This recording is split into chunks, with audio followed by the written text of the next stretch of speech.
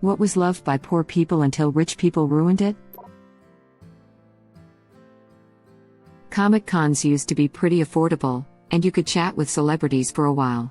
Now they are a huge extravaganza, with multiple levels of admission and VIP access and VIP seating. Pictures and autographs with bigger celebrities can cost an crapload, and you wait in multiple lines and are rushed through it. When I went pre-COVID, I normally just see/buy art. Those folks are usually not super busy and will often sign stuff for free. Unless they are big dudes like Frank Miller. Every little cool mountain town in the American West. Move in, build their $1 million mansion, and spend the next decade complaining about how the internet is spotty, the electricity goes down during blizzards, and mountain lions keep killing their shih tzus. I've seen it so many times. Meanwhile, the locals breed mountain lions to get rid of the shih tzus. Mountain lion cubs are cuter than shih tzus, math checks out. This is happening up here in Alaska at Girdwood. Millionaires buy big piece of land, build their $1 million house in the middle, then donate the surrounding land to a conservation nonprofit, so they won't have neighbors and don't have to pay property taxes on said land, leaving Anchorage having to foot the bill. Yup, I live in one. Bunch of rich people show up and buy up a bunch of homes to rent out as Airbnbs, which ends up causing a housing crisis. I understand that $1,200 a month for a studio isn't a lot in some parts of the country, but for our small overpopulated town, it's kind of lot. Right? At least before, some rich butthole would buy a nice house and it would sort of just sit there out of the way. They come to town now and then, spend a little money and go away. Now with Airbnb, they buy a handful of houses in the most desirable neighborhoods, VRBO them all year, and use them when they want to. 5 years ago, I had all long-term neighbors. Now all but one other person on my little block are Airbnb rentals. On top of that, the held inventory keeps pushing up housing costs. My wife and I had been consistently saving for a down payment, but can't pace the housing cost increase every year, 37%, in 4 years. I effing hate it. Get on the city council and pass a law to tax the F out of, edit, short-term, rentals and non-resident homes. Those people don't live there, so can't even vote people in or out to stop it. Farmers markets. Used to be cheap when I was younger. Now it's a hipster's paradise and expensive as heck. Living near the coast used to be a poor people thing a long time ago. My grandfather bought a house on Cape Cod when he retired from being an airline mechanic in the late 60s. He wasn't poor, but he sure as hell wasn't rich, and a normal middle-class person wouldn't be able to do that today. Even if you inherit a house free and clear, the property taxes will eat you alive if you aren't rich. My grandparents had a summer home in Door County, Wisconsin that was right on the water. Without telling anyone else, they sold it because who's going to want some crummy old cabin? The land is worth millions today. My grandfather owned a hotel and a ton of land in the Borscht Belt back in the 40s. When the highway was built and the business started to fold, he sold everything. All the land. My dad and aunts were like, can you keep a little bit of it? But he didn't. It's gorgeous land, too. The building is still there, it's beautiful but abandoned. There's a small river going through acres of fields and forests. Ugh. The nice parts of the coast were always nice. It's just that back in the day there used to be a crafty part of the coast where the watermen lived too. Waterfront property is the ultimate finite resource. Population keeps going up, but we're not making any more land, aside from the UAE. Living in the inner city too. Lots of gentrification. Podcasts. The number of amazing podcasts that have been ripped off by celebrities who are so out of touch with the average person's daily experiences is disgusting. They are so starved for attention they have to take over any discussion that's happening. I don't remember which one, but an established comedian said he makes more money for a 1-hour podcast than a month of headlining Friday and Saturday night shows. So he and his comedian friends just take turns on each other's podcasts, just bullcrafting with each other, and apparently people eat it up. Sewing and sewing supplies. The new machines are plastic garbage, and since it's become a hobby rather than for the average person, the patterns after the 70s use way too much fabric. Theater used to be the entertainment for the masses, and now it's ridiculously expensive and inaccessible to most people. It's killing theater and opera. Too expensive for young people to go, so they don't start going regularly when they have more money. Theater is eating its seed corn. Yes. Also, the seating has changed. In Shakespearean times, the poor people would be in the front and center in standing room only, and the rich would be up high, and positioned on the sides, so they could hear the play better. I'm sure someone already mentioned this, but camping. It used to cost close to nothing to reserve a campsite. Some are still cheap, but now they've gone all bougie, and some sites charge you ridiculous fees to pitch a tent in the woods. Same with music festivals in the forests. People would go to get away from bullcrap societal hierarchies and enjoys music and self-expression. Then they got all mainstream and it lost its original meaning. Think Burning Man. I remember camping with my dad in British Columbia in the 90s. We'd stick with the provincial parks where you basically got trees, a picnic table, a fire ring, a communal water spigot, and an outhouse. You'd show up, pick an empty spot, then the caretaker would come around in the evening and collect $9 per night. Several years we'd managed to bump into the same people, like the Dutch couple that would make a month-long trip across Canada every July. One of our had only 9 small sites backing onto Arrow Lake, suitable for tenting or a camper. If it was full, they had a big grass field for overflow, and you'd hope for a spot to open the following day. During a rainstorm one evening, a couple other kids taught me how to play MTG. Nowadays there's a reservation system for provincial parks. Many parks are fully booked the day that reservations open in March. They charge $6/night for the reservation on top of the $30/night camping fee. Those 9 original sites at our favorite park were cleared to make way for showers and flush toilets, and they built 75 new sites that are large gravel pads suitable for big RVs, not so much for tenting. Web link. Came here to say this. I grew up camping with my family, middle class with an old tin can camper, best memories of my childhood. Now I work in a campground seasonally, 4 years now, and I can't even tell you what's happened to camping. Expensive, gaudy toy haulers everywhere. I have seen a large flat screen TV sitting on a picnic table, turned on, using campground water to fill a hot tub, satellite dishes, people cutting tree branches so it didn't scratch their 6-figure RV as it tried to squeeze into a small campsite. The list goes on. Vinyl collecting. It was a dead, cheap to get into industry as a hobby. Now come and get your $50 RSD Special Jizz Splatter Chet Baker EP. I'm going to be laughing with my CD collection when they become retro cool and spike in price in 20 years.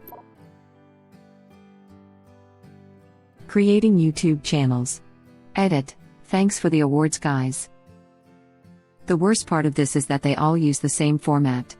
Vlogs, 50 different camera cuts in a span of 2 minutes, clickbait titles and thumbnails. Don't forget doing an absolute stupid open mouth expression. Why is that so prevalent? I know it's because it works, but I just don't get it. I avoid them when I see them because I don't want to encourage it, but I also realize it's kind of pointless when they still get 3M views. They don't care that they didn't get 3M1. Corporate YouTube channels are so disgusting. The massive amount of companies taking over a site for individual creators is really heartbreaking. The Champion brand. I remember Goodwill and Walmart selling their Champion stuff for cheap. Now it's designer and it costs so much more, now shaking my head. Edit. I'm so glad that other people know what I'm talking about. This was my first comment after making a Reddit for myself. Also, designer is a very strong word. It's more in trend and popular. It's not as big as Michael Kors and Steve Madden, but it's difficult to find a Champion sweater for less than $50 to $100 when it used to be $10 to $20. Exactly. Champion was the cheap clothing brand at Target for such a long time. Now they cost twice as much without any increase in quality or style, in my opinion. I'm old enough to remember when Champion used to compete with Nike, Reebok, Adidas, for athletic apparel. They supplied uniforms to the NFL and NBA in the 90s. The best sweatshirts came from them. They had awesome mesh gym shorts. Then they made the budget line deal with Target and sort of went away from the higher quality stuff. Now it's everywhere as a fashion statement. Seriously, there was a time not too long ago when I was in school where Champion was seen as poor kid clothes. Now I see kids today wearing it and saw how much the price has skyrocketed since I bought them. Champion is designer now? What? All types of what was traditionally poor people food. Pork belly, oxtails, etc. All the things that used to be cheap because they were considered to be the trash parts. Now that people realize how delicious they can be, it's driven the price up.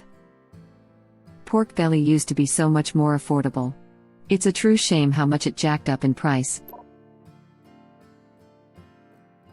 Thrift stores.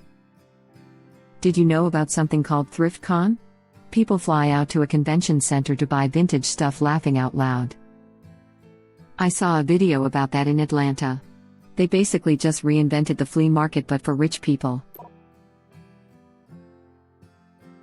Mexican food, especially simple stuff like tacos and burritos. It used to be the cheap option, especially where I live, as there's a huge Hispanic population and lots of great cheap Mexican takeout places. Then all of a sudden taco became trendy, and now places with $5 tacos exist, and everything went up in price pretty quickly. Avocados have become so popular that the locals can no longer afford them. Web link. I mean, that has a lot to do with the fact that cartels took over. Web link. My dad used to have a small avocado farm in Southern California, Fallbrook area. He said between all the cheap fruit coming from Mexico and the state water restriction surcharges due to the drought, it just wasn't feasible anymore. A young guy mentioned he wanted to start his own farm, and my dad told him, "Don't do it, it will break your heart." I first realized Mexican avocados were serious business when I saw Super Bowl ads. Trucks. $80,000 for a truck is nuts. Read that as $80,000 for truck nuts. Chicken wings. Used to be the cheapest part of the bird. Montessori schools. They were designed to improve education of children who otherwise couldn't afford a good one, and now they are these exclusive private schools that only the middle class and above can afford. The toys and resources that were designed with the program as things that were affordable and of enough quality and usability to be worth it for poorer families are now sold at prices that only those who are well off would consider purchasing them. Second-hand shopping. There's nothing worse than going into a completely harvested original poster shop and not being able to find anything in your size, of good quality, because hipsters came and raided the place and sold everything at a 150% markup on their effing Depop account. Football was working man's game. My dad took me and my cousin to games every week, home and away. This is beyond many now.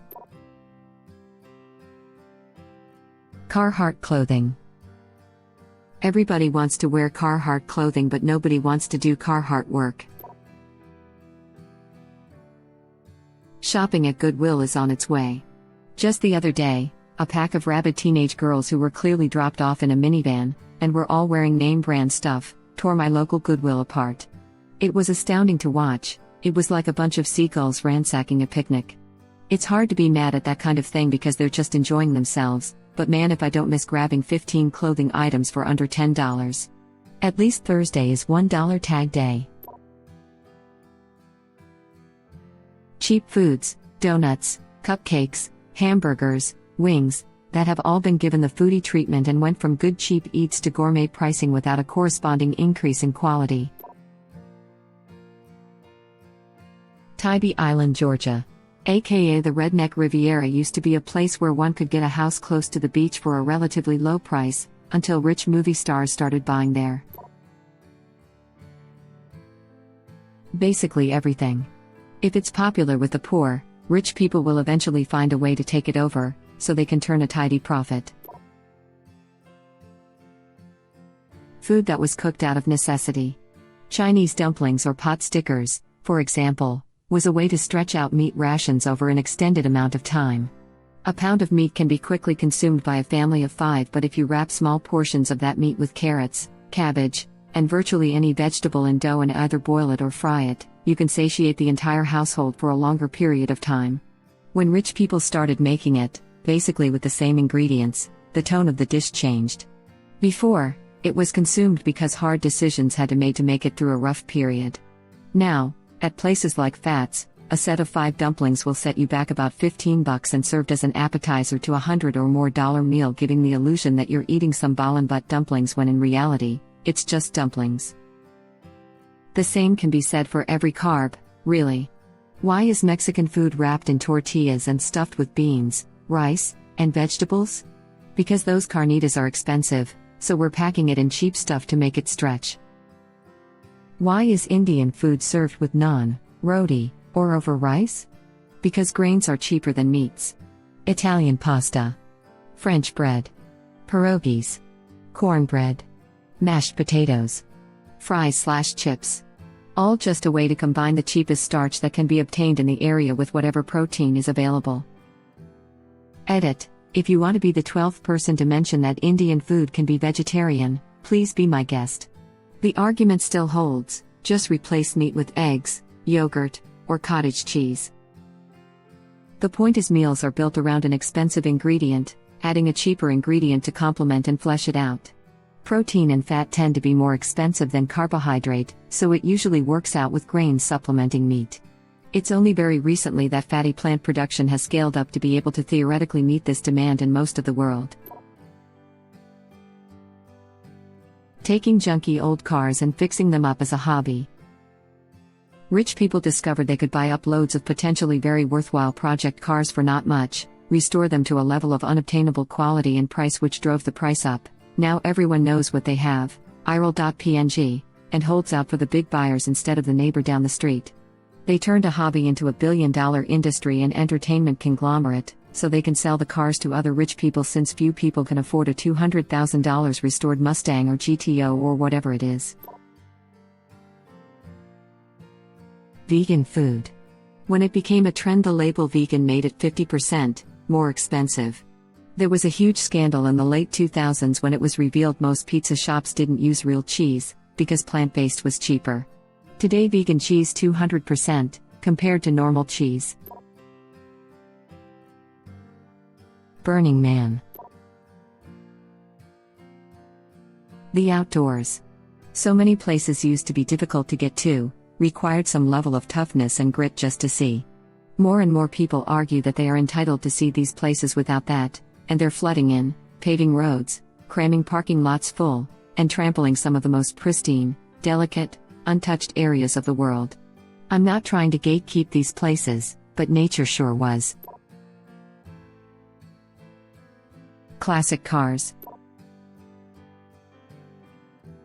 Probably like ramen noodles or McDonald's. Fast food isn't even cheap anymore. Apparently something on the dollar menu is $1.89. Thank you for watching. Please subscribe to be the first to know about Red Rabbit Reader's new videos. If you like our videos, please like them on YouTube and share them with your friends. We welcome your comments below. Press to start another of our videos.